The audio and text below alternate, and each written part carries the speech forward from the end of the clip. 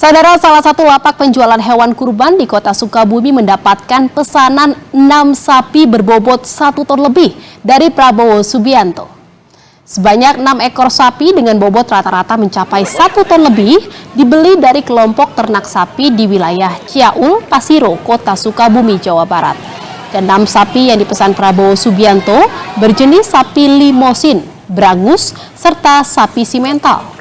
Peternak sapi mengaku sejak 9 tahun lalu, Prabowo Subianto selalu memesan sapi ukuran jumbo dari peternakannya untuk berkurban. Sapi yang paling besar menurut rencana akan dikirim ke Jakarta. Sekarang masuk ke 8, berarti sudah 9 tahun yang lalu Pak Prabowo selalu mempercayakan rumah hewan kurban di farm kami. Untuk tahun ini alhamdulillah ada 6 ekor 1 ton up.